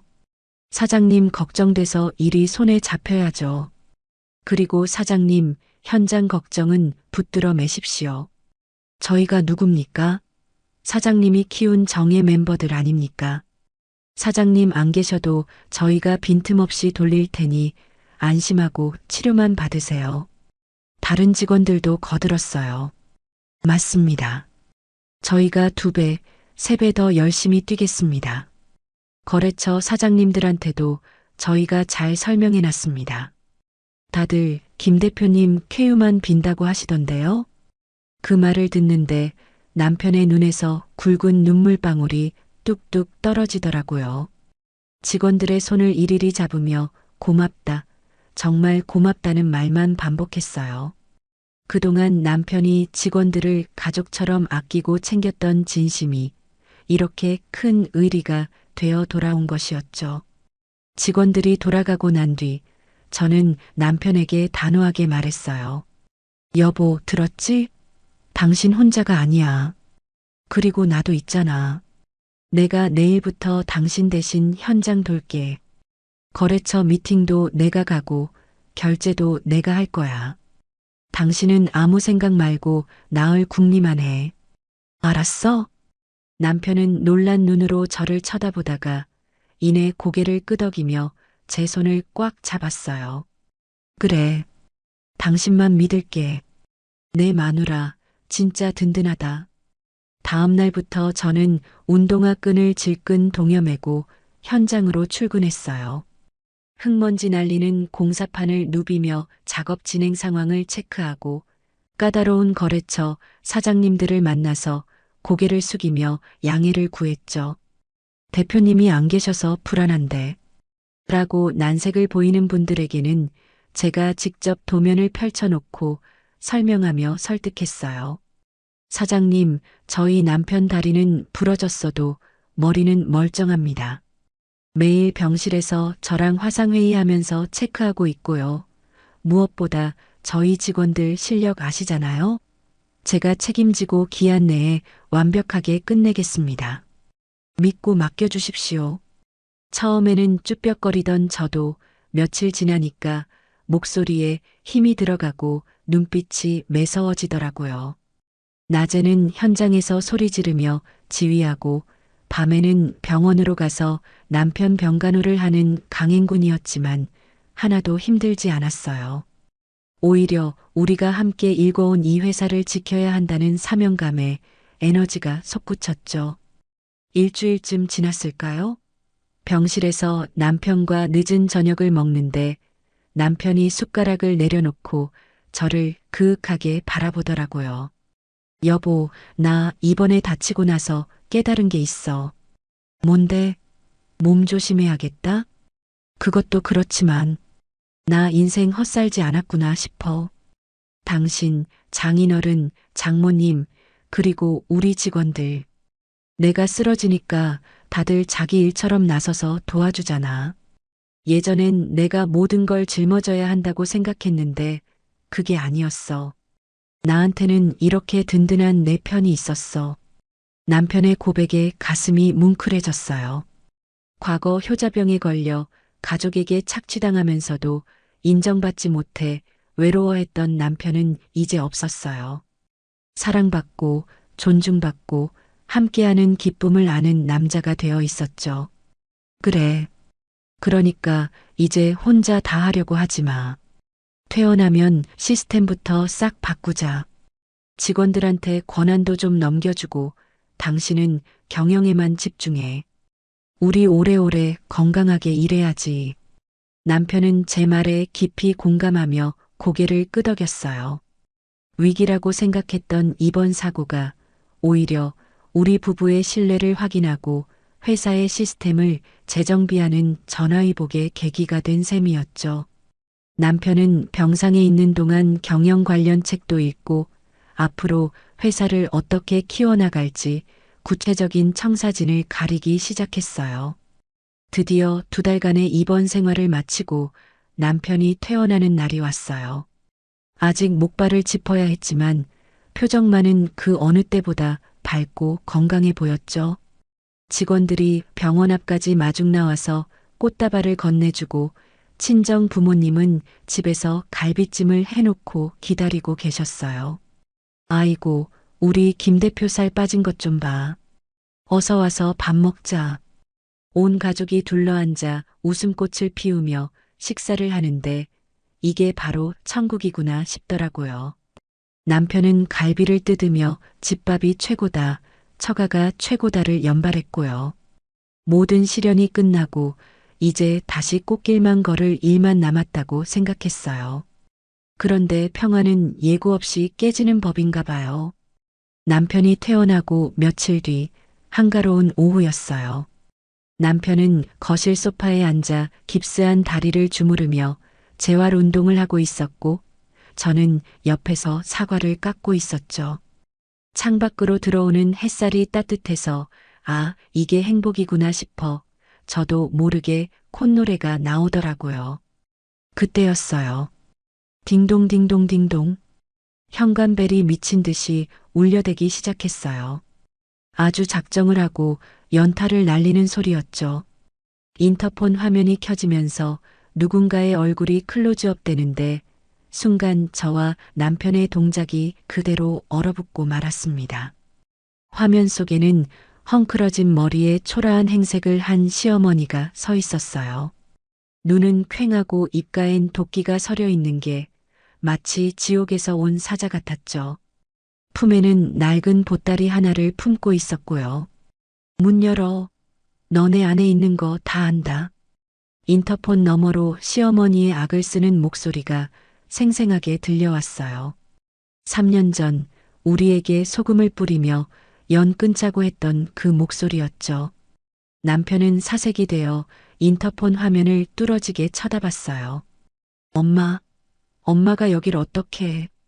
아, 문 안 열어? 나 다 알고 왔다. 큰아들 다리 다쳤다고 어미가 걱정돼서 왔는데 문 좀 박대할 셈이냐? 시어머니는 현관문을 쾅쾅 두드리며 고래고래 소리를 질렀어요. 복도에 쩌렁쩌렁 울리는 그 소리에 옆집 개까지 지저대기 시작하더라고요. 과도를 쥔 제 손이 부들부들 떨리기 시작했어요. 3년 동안 연락 한 번 없다가 우리가 잘 산다는 소문 듣고 아니 남편 다쳤다는 핑계로 이 타이밍에 나타난 저희가 뻔했으니까요. 여보, 어떡하지? 경찰 부를까? 제가 겁에 질려 묻자 남편이 깊은 한숨을 내쉬며 깁스한 다리를 힘겹게 일으켜 세웠어요. 그리고는 결심한 듯 비장한 표정으로 목발을 짚었어요. 아니야. 경찰 부르면 시끄러워져. 내가 나갈게. 이제 정말 끝을 볼 때가 됐어. 여보, 위험해. 당신 다리도 불편한데. 걱정 마. 나 이제 예전에 그 바보 같은 김인석 아니야. 내 가족, 내 아내, 그리고 나 자신을 위해서라도 이번엔 내가 직접 마무리 지을 거야. 당신은 내 뒤에 있어. 남편의 눈빛에서 서늘한 냉기가 뿜어져 나왔어요. 더 이상 엄마라는 이름 앞에 무조건 순종하던 효자는 없었죠. 오직 가족을 지키려는 가장의 단호함만이 남아 있었어요. 남편은 절뚝거리며 현관으로 걸어가 인터폰의 통화 버튼을 눌렀어요. 누구세요? 남편의 차가운 목소리에 시어머니가 흠칫 놀라는 듯 하더니 이내 다시 악을 쓰며 대문짝을 걷어찼어요. 이 썩을 놈아. 애미 목소리도 못 알아쳐먹냐? 문 열어. 당장 안 열어. 남편은 심호흡을 한번 크게 하더니 잠금 장치를 풀고 현관문을 확 열어젖혔습니다. 현관문이 열리는 그 짧은 찰나가 마치 슬로 모션처럼 느껴졌습니다. 도어락이 해제되는 띠리릭 소리가 유난히 날카롭게 고막을 찔렀고 저와 남편은 마른 침을 꿀꺽 삼켰죠. 남편은 한쪽 다리에 깁스를 하고 목발에 의지한 채 위태롭게 서 있었지만 그 뒷모습에서 뿜어져 나오는 기운만큼은 거대한 성벽처럼 단단해 보였어요. 드디어 문이 활짝 열리고 몇 년 만에 시어머니와 마주하게 된 순간이었죠. 문이 열리자마자 시어머니의 시선은 남편의 얼굴이 아닌 하얀 깁스가 감긴 다리에 꽂히더라고요. 그런데 사람이라면 제 새끼가 다쳐서 깁스를 하고 있으면 어디가 아프냐, 괜찮냐 묻는 게 순서 아닌가요? 대뜸뱉은 첫마디는 제 귀를 의심하게 만들었어요. 너 다쳤냐? 야, 이거 산재 처리는 되는 거냐? 보험금은 좀 나오냐? 얼마 나오는데? 순간 멍해지더라고요.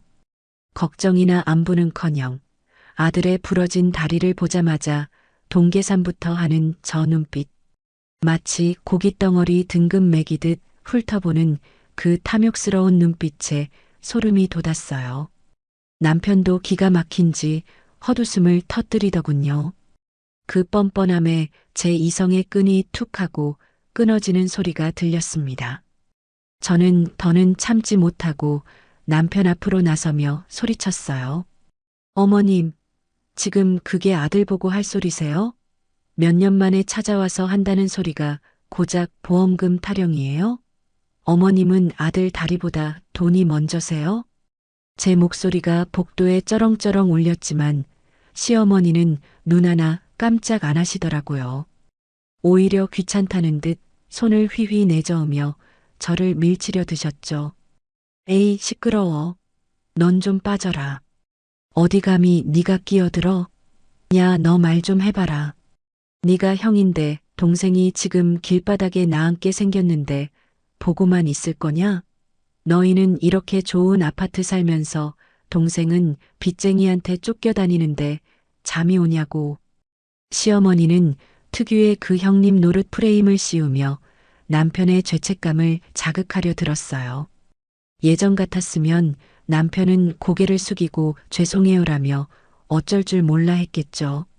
하지만 지금은 달랐습니다. 남편은 싸늘하게 식은 눈으로 시어머니를 내려다보며 아주 낮고 차분한 목소리로 입을 열었어요. 어머니. 그 한마디에 서슬 퍼런 냉기가 흘러서 시어머니도 흠칫하며 입을 다무시더라고요. 착각하지 마세요. 저는 어머니 아들도 아니고 그 녀석 형도 아닙니다. 저는 3년 전에 어머니가 돈 없다고 버린 자식입니다. 어머니 가족은 어머니가 평생 애지중지 키운 막내 하나뿐이잖아요. 왜 남한테 와서 행패세요? 남편의 말은 비수처럼 정확하게 시어머니의 폐부를 찔렀어요. 시어머니는 얼굴이 붉어져서 씩씩거리시더니 예전처럼 고함을 지르며 남편의 가슴팍을 밀치셨어요. 이 썩을 놈이. 그래도 내가 널 낳고 키우면서 들인 공이 얼만데. 네가 누구 덕에 이만큼 컸는데. 옛날엔 칭찬받고 싶어서 안 달랠 땐 언제고 이제 와서 쌩까냐. 돈 좀 벌었다고 애미를 무시해. 시어머니는 남편의 가장 아픈 과거, 사랑받고 싶어서 발버둥 쳤던 그 찌질했던 시절을 들춰내며 공격했어요. 그 말을 듣는 순간 제 가슴이 욱신거렸는데 남편은 눈 하나 깜짝하지 않고 정색하며 받아치더라고요. 맞아요. 저 칭찬 한번 듣고 싶어서 개처럼 일해서 돈 갖다 바쳤죠. 엄마가 웃어주면 세상을 다 가진 것 같았으니까. 근데 제가 제일 힘들 때 어머니가 뭘 하셨어요? 돈 없으면 꺼지라고 소금 뿌리면서 연 끊자면서요. 기억 안 나세요? 남편의 눈에 물기가 어리는 듯 했지만 목소리는 흔들리지 않았어요. 그 눈물은 슬픔이 아니라 지난 세월에 대한 회한과 분노였을 거예요. 하지만 시어머니는 그 말에도 아랑곳하지 않고 막무가내로 나오셨습니다. 부모 자식 간의 연이 그리 쉽게 끊어지냐. 그때는 내가 홧김에 그런 거지. 당장 돈 내놔. 가족 좋다는 게 뭐냐. 네 동생 죽는 꼴 보고 싶어서 그래. 있는 놈이 좀 베풀면 덧나냐.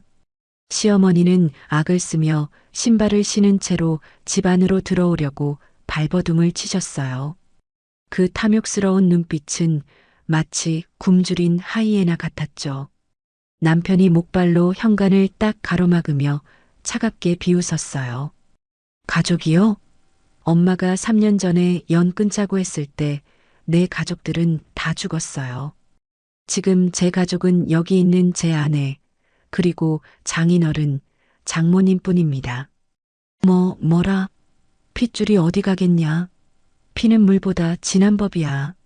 시어머니가 남편의 옷자락을 붙잡고 뻔뻔하게 매달리는데 정말이지 역겨워서 토가 나올 것 같더라고요. 핏줄?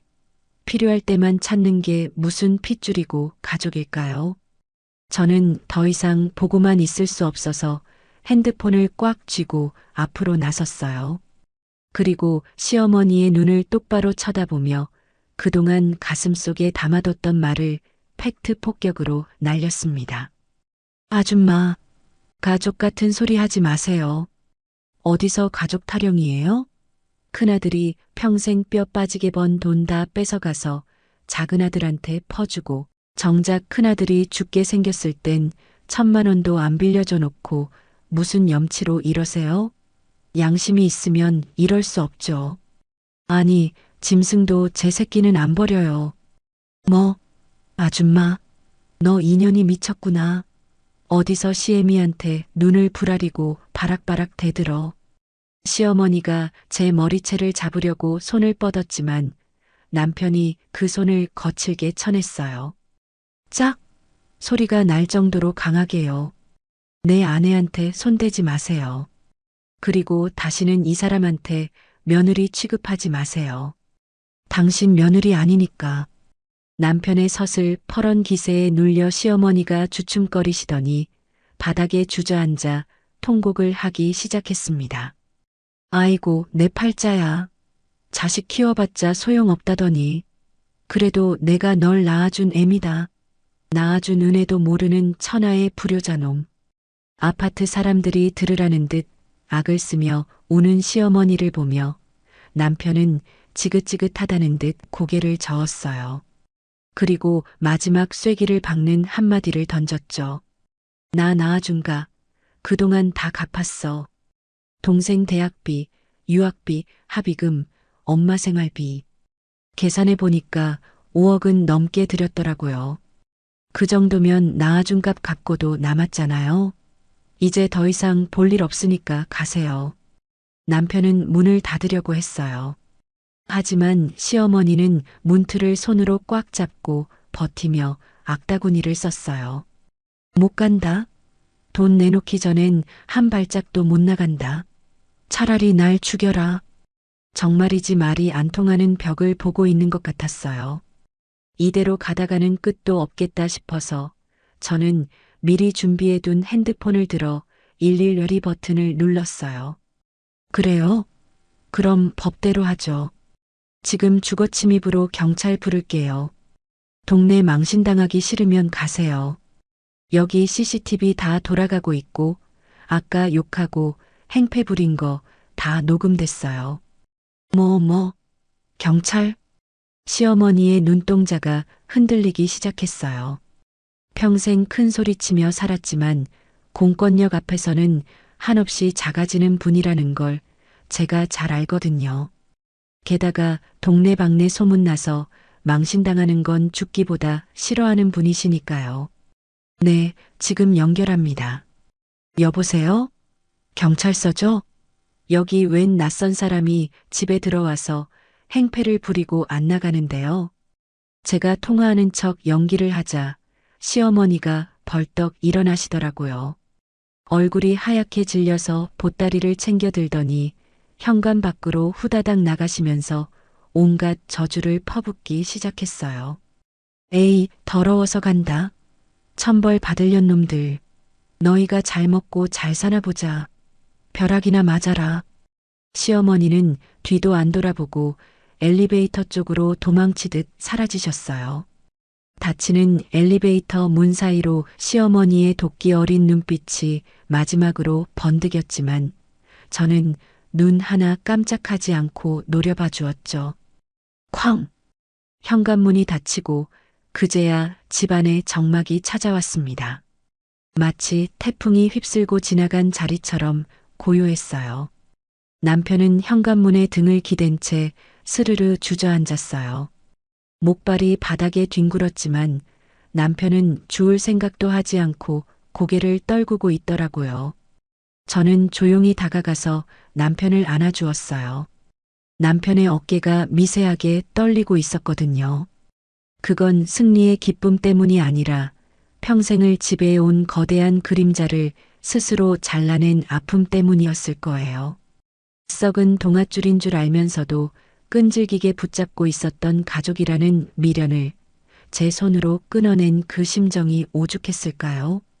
고생했어. 정말 잘했어. 이제 다 끝났어. 제 말에 남편이 고개를 들고 저를 보는데 눈시울이 붉게 젖어 있었지만 표정만은 후련해 보였어요. 응, 이제 정말 끝났네. 속이 시원하다. 진짜 시원해. 남편은 깊은 숨을 토해냈어요. 그 숨결 속에 지난 수십 년간 묵혀왔던 채증이 다 빠져나가는 것 같았어요. 우리는 현관 바닥에 앉아 서로를 마주보며 웃었어요.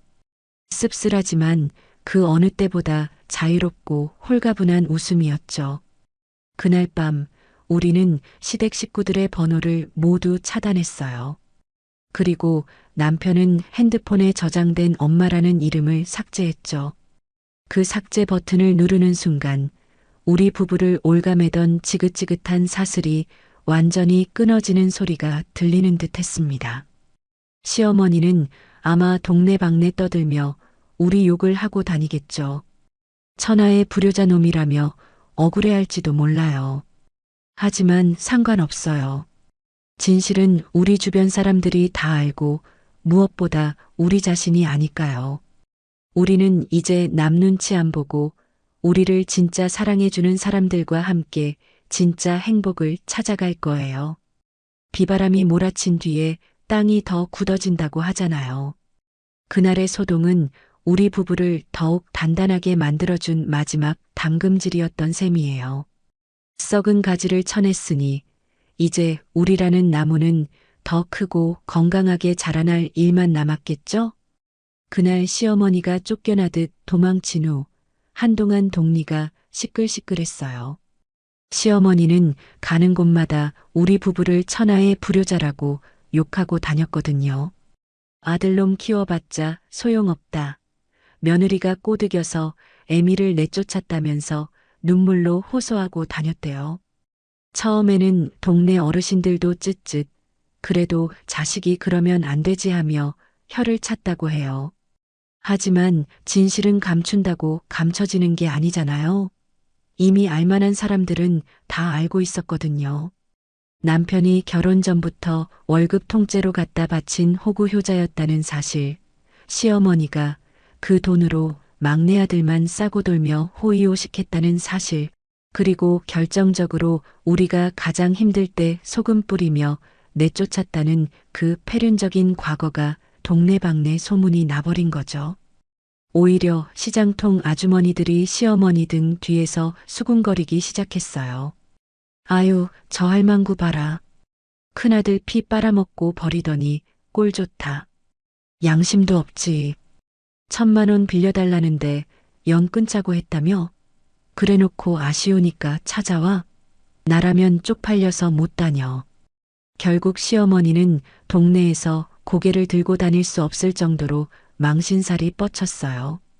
사람들의 따가운 시선을 견디다 못해 두문불출하게 되었고요. 그리고 들리는 소식에 의하면 동선에는 결국 야반도주를 했다고 해요. 빚쟁이들이 밤낮으로 찾아와서 문을 두드리고 협박을 해대니까 견디다 못해 새벽에 짐 싸서 어디론가 튀어버린 거죠. 시어머니가 담보로 내줬던 집은 경매로 넘어가 버렸고요. 평생을 모아 장만하셨던 그 집이 하루아침에 남의 손에 넘어가 버린 거예요. 오갈 데 없어진 시어머니는 보증금 500에 월세 30짜리 낡은 단칸방으로 밀려나셨대요. 햇빛도 잘 안 들어오는 곰팡이 핀 지하방에서 하루 종일 라면으로 끼니를 때우며 신세 한탄이나 하고 계신다는 소식을 들었어요. 막내 아들은 연락 두절이고 며느리는 도망가고 큰아들은 본인이 내쳤으니 그야말로 자업자득이라는 말이 딱 들어맞는 비참한 말로였죠. 그 소식을 전해 들은 날 남편은 베란다에서 한참 동안 먼 산을 바라보더라고요. 표정이 묘했어요. 통쾌해하는 것 같기도 하고 씁쓸해하는 것 같기도 하고 저는 조용히 다가가서 남편의 등을 감싸 안아주었습니다. 여보, 괜찮아? 남편이 뒤를 돌아 저를 보며 옅은 미소를 지었어요. 그 미소에는 더 이상 미련이나 죄책감이 묻어있지 않았어요. 응, 괜찮아. 아니, 솔직히 말하면 속이 다 시원하다. 이제 정말 끝이구나 싶어서. 남편은 저를 꽉 끌어안으며 깊은 숨을 내쉬었어요. 마치 가슴속에 얹혀있던 묵은 채증이 쑥 내려가는 듯한 표정이었죠. 그리고 몇 달 뒤 우리 부부에게는 정말 꿈 같은 경사가 터졌어요. 남편의 회사가 시에서 선정하는 지역 우수 기업으로 뽑혀 표창을 받게 된 거였죠. 성실 납세는 물론이고 직원 복지와 지역사회 기부 활동을 꾸준히 해온 공로를 인정받은 거였어요. 시상식 단상에 올라가 시장님께 상패를 받는 남편의 모습은 정말이지 눈이 부시게 멋있었어요. 비톡촉에 시달리며 울던 그 남자가 맞나 싶을 정도로 당당하고 빛이 났죠. 우리는 친정 부모님을 모시고 시내에서 제일 근사한 호텔 뷔페에서 축하 파티를 열었어요. 부모님은 시상식 사진을 보시며 입이 귀에 걸리셨죠. 아이고, 우리 사위 최고다. 내 평생 이런 호강을 다 해보네.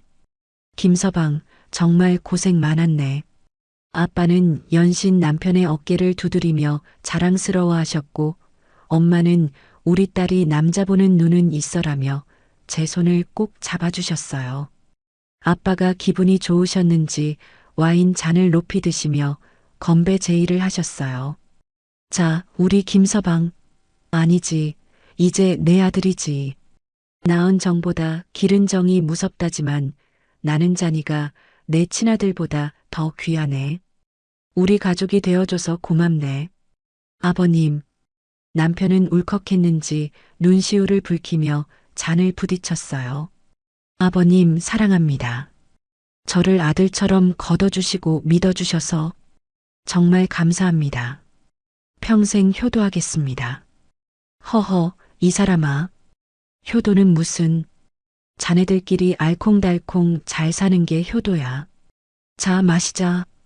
쨍그랑하고 와인잔 부딪히는 소리가 청아하게 울려 퍼졌어요. 그 소리가 마치 우리 가족의 새로운 시작을 알리는 종소리처럼 들렸죠. 남편이 그렇게 행복하게 웃는 모습은 처음 보는 것 같았어요. 아, 이게 진짜 가족이구나. 조건 없이 믿어주고 잘 되면 내 일처럼 기뻐해주는 사람들. 이게 진짜 사랑이구나. 그날 밤 호텔방에서 남편과 저는 나란히 누워 창밖의 야경을 바라보며 도란도란 이야기를 나눴어요. 여보, 나 다짐한 게 있어. 뭔데? 또 일 벌이려고? 제가 장난스레 묻자 남편이 제 손을 잡으며 진지하게 말했어요. 우리 나중에 늙어서 자식한테 절대 짐 되지 말자. 그리고 만약 아이가 둘 이상 생겨도 절대 편애하지 말자. 내가 겪어보니까 편애는 사랑이 아니라 폭력이더라. 당하는 자식 가슴에 평생 지워지지 않는 멍을 남기는 폭력. 남편의 목소리에 묻어나는 아픔이 느껴져서 가슴이 찡했어요. 평생 차별받으며 자란 상처가 얼마나 깊었으면 저런 말을 할까 싶어서요. 그래. 우리 꼭 그러자. 우리는 부모님한테 받은 사랑 그대로 자식한테 물려주는 그런 부모가 되자. 알았지? 우리는 손가락을 걸고 약속했어요. 그 약속은 단순한 다짐이 아니라 과거의 아픈 고리를 끊고 새로운 사랑의 역사를 쓰겠다는 선언이었죠. 그리고 1년 뒤 우리에게 찾아온 가장 큰 선물. 바로 사랑스러운 아이가 태어났어요. 남편을 쏙 빼닮은 아들이었죠. 남편은 갓 태어난 아이를 조심스럽게 안아들고는 세상을 다 가진 듯 벅찬 표정으로 속삭였어요. 아가야, 아빠한테 와줘서 고마워. 아빠는 너한테 바라는 거 하나도 없어. 네가 건강하게만 자라주면 돼. 아빠가 너한테 든든한 버팀목이 되어줄게. 절대 흔들리지 않는, 언제든 기댈 수 있는 그런 아빠가 되어줄게. 남편의 눈에서 굵은 눈물이 뚝뚝 떨어져 아이의 볼을 적셨어요. 그 눈물은 과거의 서름이 아니라 미래를 향한 희망과 책임감의 눈물이었죠. 저는 그 모습을 보며 확신했어요. 이 사람은 절대 시어머니 같은 부모가 되지 않을 거라고. 우리 아이는 사랑이 넘치는 가정에서 구김살 없이 자라게 될 거라고요. 요즘 우리 집 거실에는 매일 웃음꽃이 만개합니다. 주말이면 남편은 아이를 목마 태우고 거실을 뛰어다니고 저는 그 옆에서 배를 잡고 웃으며 사진을 찍어주느라 바빠요. 친정 부모님도 자주 놀러 오셔서 손주 재롱에 박장대소하시는데 그 웃음소리가 온 집안을 가득 채울 때면 아, 이게 진짜 사람 사는 집이구나 싶어 가슴이 뭉클해지곤 합니다. 반면에 건너 들리는 시어머니의 소식은 참 인생무상이라는 말을 실감하게 해요. 들리는 말로는 그 좁고 어두컴컴한 지하 단칸방에서 전기장판 하나의 의지에 식은 밥에 물을 말아 드신다는데 평생 그렇게 아끼고 모아서 막내 아들에게 퍼부어준 결과가 고작 이거라니. 참 허무하지 않나요? 가끔은 핸드폰을 들고 도망간 막내 아들에게 전화를 걸어보지만 돌아오는 건 없는 번호입니다라는 기계음 뿐이라고 해요. 그 차가운 기계음을 들으며 멍하니 허공을 응시하실 시어머니의 눈빛. 그 텅 빈 눈동자에 담긴 건 뒤늦은 후회일까요? 아니면 여전히 세상에 대한 원망일까요? 하지만 이제 와서 후회한들 무슨 소용이 있겠어요. 버스는 이미 떠났고 스스로 끊어버린 인연은 다시 이어질 수 없는 것을요. 시어머니는 본인이 판 욕심의 무덤에 갇혀 남은 평생을 고독과 가난 속에서 속죄하며 살아가셔야겠죠. 그게 바로 자신이 자초한 업보니까요. 사람들은 흔히 피는 물보다 진하다고 말하죠. 하지만 저는 알게 되었습니다. 진정한 가족은 단순히 핏줄로 이어지는 게 아니라 서로를 아끼는 마음과 믿음, 그리고 사랑으로 맺어지는 것이라는 걸요. 아픔을 딛고 일어선 우리는 이제 압니다. 서로가 서로에게 기적이 되어줄 수 있다는 사실을 말이죠. 여러분 곁에는 지금 어떤 가족이 있나요? 부디 옆에 있는 소중한 사람을 더 많이 사랑하고 아껴주세요. 나중에 후회하지 않도록 바로 지금 이 순간에요. 어떠셨나요? 흑수저 효자 남편과 함께 숱한 위기를 넘기고 일어선 제 인생 역전 드라마. 고구마 먹은 듯 답답했던 가슴이 좀 뚫리셨나요? 저희 부부의 이야기가 힘든 시기를 보내고 계신 누군가에게 작은 위로와 희망이 되었으면 좋겠습니다. 지금까지 저희 부부의 긴 사연을 들어주셔서 정말 감사합니다. 여러분의 가정에도 늘 웃음과 행복이 가득하기를, 그리고 어떤 시련이 와도 사랑으로 이겨내시기를 저도 진심으로 응원할게요. 감사합니다. 네, 오늘 들려드린 사연 어떠셨나요? 평생을 효자라는 굴레에 갇혀 가족에게 착취당했던 남편, 그리고 그런 남편을 사랑으로 일으켜 세운 아내분의 이야기였습니다. 사연을 읽는 내내 저도 가슴이 답답했다가 또 뻥 뚫렸다가를 반복했는데요. 특히 가족은 핏줄이 아니라 사랑으로 맺어지는 것이라는 마지막 말이 참 깊은 울림을 주네요. 우리는 종종 가족이니까 라는 이유로 서로에게 너무 많은 희생을 강요하거나 당연하게 상처를 주기도 합니다. 하지만 진짜 가족은 서로의 짐을 대신 져주는 게 아니라 함께 나누어지고 서로가 넘어지지 않게 지탱해주는 존재가 아닐까요? 비바람이 몰아쳐야 땅이 더 단단해지듯 힘든 시련을 이겨내고 이제는 누구보다 단단한 사랑의 결실을 맺은 두 분의 앞날에 이제는 정말 따뜻한 햇살만 가득 비추기를 진심으로 기원합니다. 여러분도 지금 곁에 있는 소중한 사람의 손을 한 번 더 꼭 잡아주는 하루가 되셨으면 좋겠습니다. 힘든 시간을 버텨내고 멋진 인생 역전 드라마를 써내려간 사연자님께 응원의 댓글을 남겨주세요.